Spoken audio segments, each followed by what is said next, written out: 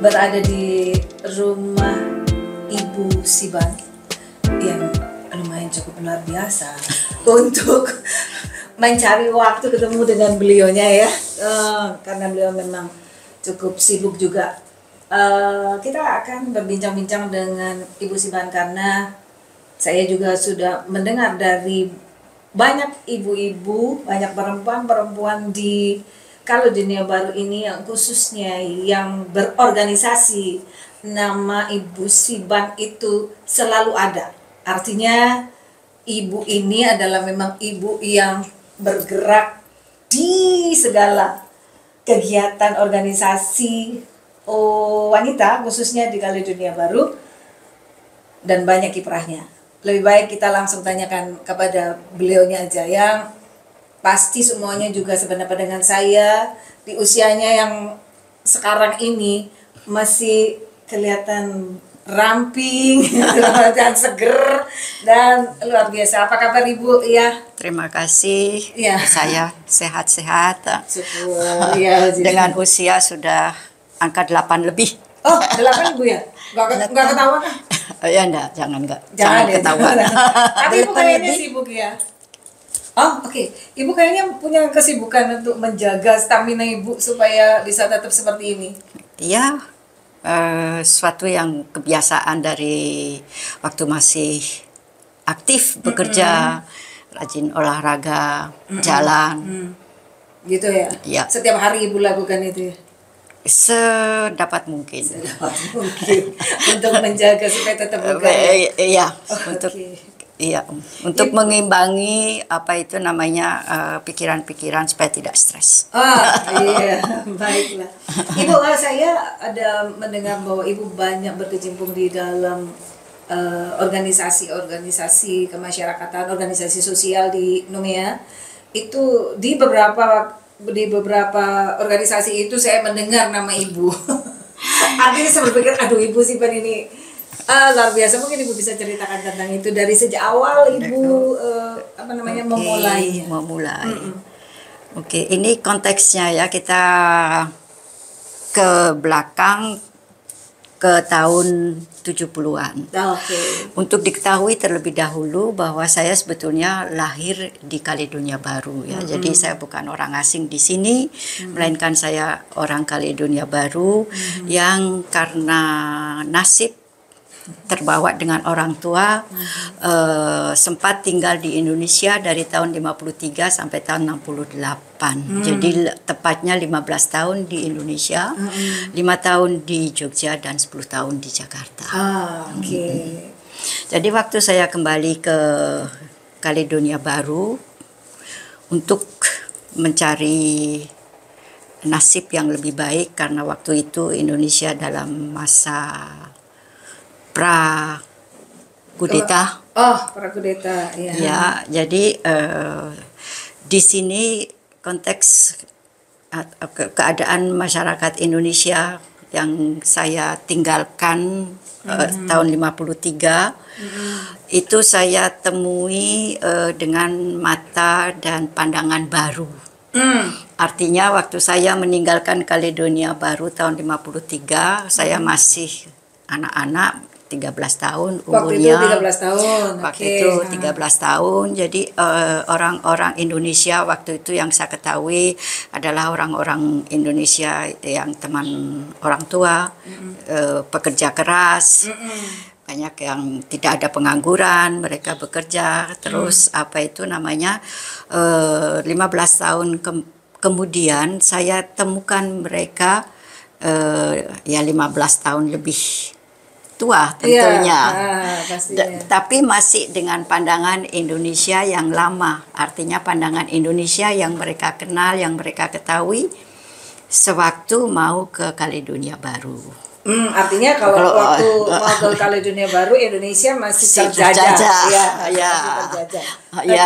Terus saya datang mungkin dengan angin baru, dengan pandangan baru tentang Indonesia, dan saya usahakan untuk memberi wawasan, memberi pengetahuan lebih tentang Indonesia, karena waktu saya datang yang saya apa itu namanya kenang sampai sekarang dari teman-teman orang tua saya itu mengatakan, kok kue saiki nganggo bahasa Indonesia orang ngomong Jawa. Oke. Iya. Ya. Itu bahasa Indonesia. Waktu saya berbahasa Indonesia dengan anak saya, anaknya wong Jawa kok ora dijak ngomong Jawa. Terus saya beritahukan bahwa dulu mungkin orang Jawa, tapi sekarang kita sudah menjadi orang Indonesia. Oh iya Bu, yang waktu dulu pas waktu datang pertama kali ke sini kan kebanyakan orang Jawa yang datang ke sini dari Pulau Jawa. Terus sekarang kan walaupun orang Jawa kan sudah menjadi orang Indonesia. Iya, betul. Dengan ini jadi saya berusaha untuk pertama meluruskan bahwa sekarang sudah menjadi Indonesia, negara kesatuan yang besar. Terus kedua juga sudah lebih maju dari Indonesia atau Jawa yang mereka kenal, mereka tahu sebelum mereka zarah ke Kaledonia Baru. Ada tantangannya nggak Bu? Waktu menyampaikan kepada mereka ketika Ibu balik lagi ke Kaledonia Baru? Pasti. Tantangan yang paling besar itu? Tantangan yang paling besar adalah terutama pandangan orang lama di sini kalau kami datang kembali dari Indonesia, pasti kami itu karena di Indonesia susah. Oh, oke. Ya, Indonesia susah. Makanya kembali ke Kaledonia Baru. Memang itu benar. Ketika itu ya, karena kita baru merdeka lah ya. Ya, baru merdeka, benar. Tapi susah, walaupun kita susah, kita mungkin tidak membawa harta dari Indonesia, tapi kami membawa pengetahuan. Dan itu yang ingin saya bagikan. Pertama dengan tujuan supaya keadaan yang saya lihat, walaupun di sini secara materi mungkin lebih mapan, tetapi secara fisik memerlukan bimbingan untuk lebih maju. Dari sisi materi tercukupi, lebih mapan, lebih banyak dibandingkan dengan yang ada di Indonesia. Tapi mungkin pengetahuan dan yang lain sangat kurang ya Bu? Sangat kurang. Bu Minus ada yang mau ditanyakan? Ibu Siban di Numea dari lama ya? Sudah lama dari tahun 68. Terus di organisasi Bu Siban apa saja sebagai apa? Jadi waktu itu kebetulan saya mendapat jalan yang terbuka lebar dari via konsulat Indonesia, bukan konsulat jenderal waktu itu, tapi masih konsulat biasa. Mendapat kesempatan yang baik sekali untuk membimbing ibu-ibu supaya lebih maju dalam berorganisasi, dalam kehidupan sehari-hari, dalam mendidik putra-putri mereka supaya mereka juga lebih maju. Oleh konsul yang menjabat waktu itu Bapak Mugalih dan Ibu, dan kesempatan yang besar pula karena tantangannya waktu itu adalah pembangunan Wisma Indonesia. Ada minat dari masyarakat Indonesia untuk mempunyai Wisma Indonesia, mempunyai gedung yang diperuntukkan untuk pertemuan, untuk acara-acara, untuk kegiatan-kegiatan berkumpul asosiatif dan lain sebagainya. Tantangannya adalah itu karena usaha yang telah dilakukan oleh masyarakat. Waktu itu saya lihat bahwa organisasi pertama yang berusaha membangun gedung adalah dibuat tahun 59. Tahun 59. Sudah ada keinginan untuk mempunyai gedung dan baru terlaksana tahun 68. Keinginan itu timbulnya sebetulnya dari mana, Bu? Kalau awalnya belum pernah ada, katakanlah perkumpulan terus tiba-tiba ada keinginan membuat satu gedung? Keinginan membuat satu gedung karena untuk keperluan masyarakat Indonesia yang waktu itu sering mengadakan hajatan. Untuk mantu, untuk sunatan dan lain sebagainya, dan mereka memerlukan tempat. Dan waktu sebelum tahun 59 mungkin mereka banyak yang tinggal di pedalaman, tidak masalah karena mereka selalu mempunyai halaman luas di mana mereka bekerja. Tetapi untuk masyarakat Indonesia yang tinggal di kota-kota besar di Numea terutama, mereka pasti tidak mempunyai tempat untuk berkumpul. Jadi ada niat dan ada keinginan untuk mempunyai wisma. Jadi dari tahun 59 usaha selalu belum pernah kesampaian berhasil. Baru tahun 68 saya ingat waktu saya baru datang dari Indonesia, kebetulan tanah sudah terbeli. 9 tahun kemudian ya, dari tahun 59 Ibu datang lagi 68. Iya. Oke, baru aja. Dan challenge adalah pembuatan gedungnya. Ya. Dan itu dilibatkan untuk melibatkan masyarakat Indonesia di seluruh Kaledonia Baru tidak mudah. Iya. Ada yang pro, ada yang kontra, ada yang di dalam Numea, ada yang di luar, ada yang memerlukan dan mereka perlu mendukung, yang tidak memerlukan tentu tidak mendukung dan lain sebagainya. Bagaimana cara Ibu mengatasi kondisi itu? Terus dan uang dari untuk pembangunan adalah sumbangan dari masyarakat. Jadi untuk menjamin supaya uang sumbangan dari masyarakat itu benar-benar menghasilkan ada wujud, ada pertanggungjawaban. Ada pertanggungjawaban, itulah yang menjadi tantangan.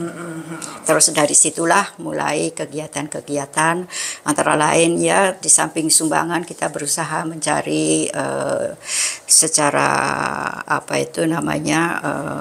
jalan lain untuk tambahan karena pembuatan gedung tidak sedikit biayanya.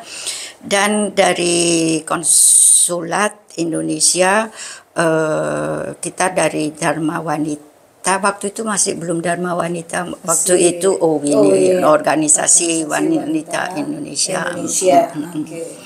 Yang diarahkan boleh dikatakan 90% untuk membantu panitia pembangunan gedung. Ibu juga pengurusnya UIN ketika itu? Waktu itu saya pengurusnya UIN saya baru datang bulan September tahun 68. Saya pertama kali saya datang ke konsulat untuk perayaan, waktu itu konsulat masih merayakan Hari Kartini tanggal 21 April.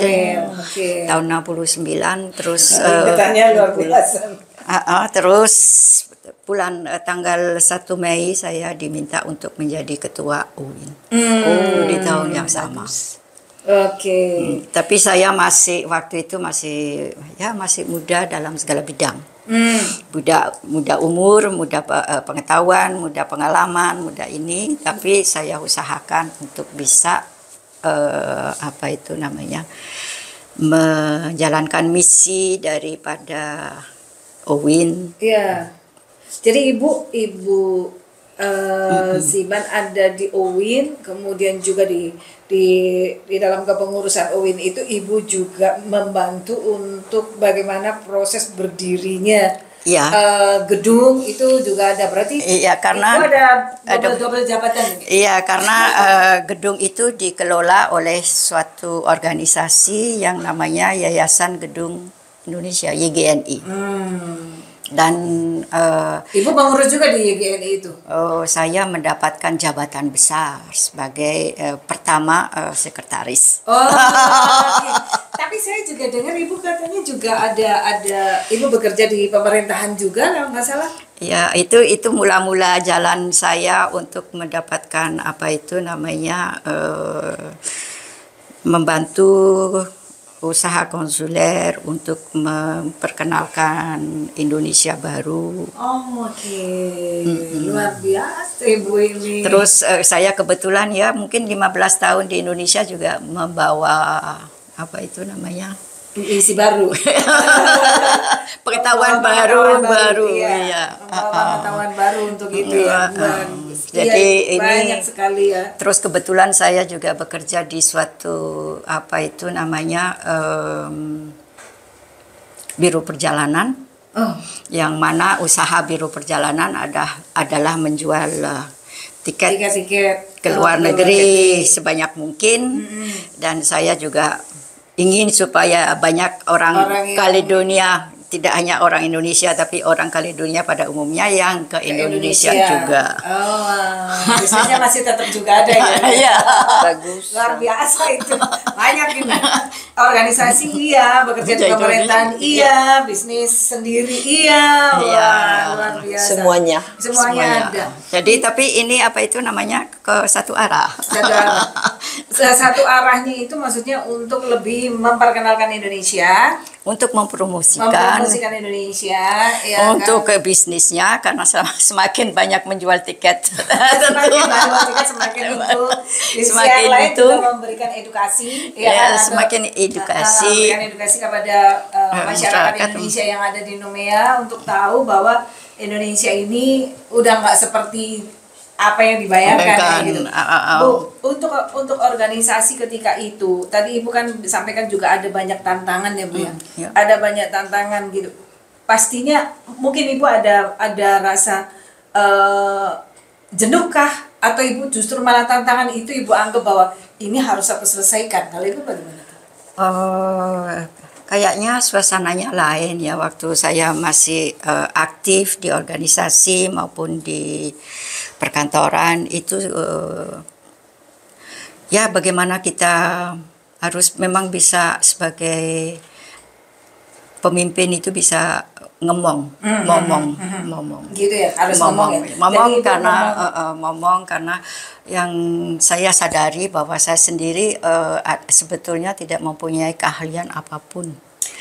Tapi Ibu punya semangat yang luar biasa. Gini Bu, seorang pribadi, seorang ibu si Iban yang punya keinginan untuk membuat orang-orang di sekelilingnya ini lebih maju kan kayak gitu. Berarti kan Ibu membagikan ilmunya. Iya, saya bagikan ilmunya, tapi sebelum saya membagikan ilmunya, saya cari dulu banyak orang-orang di sini yang mempunyai masing-masing mempunyai banyak apa itu namanya keahlian, mereka mempunyai apa itu namanya kelebihan. Potensi yang ada itu yang saya ambil dan itu yang saya kelola. Iya, itu betul. Sebagai seorang pemimpin kan begitu Bu, mencari misalkan kayak gini, ini Bu Minus nih kemampuannya apa. Nah, itu yang kita optimalkan untuk membantu menuju pada misi atau visi yang kita karena lakukan. Saya banyak kekurangannya, tidak bisa memasak, tidak bisa ini, tidak bisa menari, tidak bisa segala macam.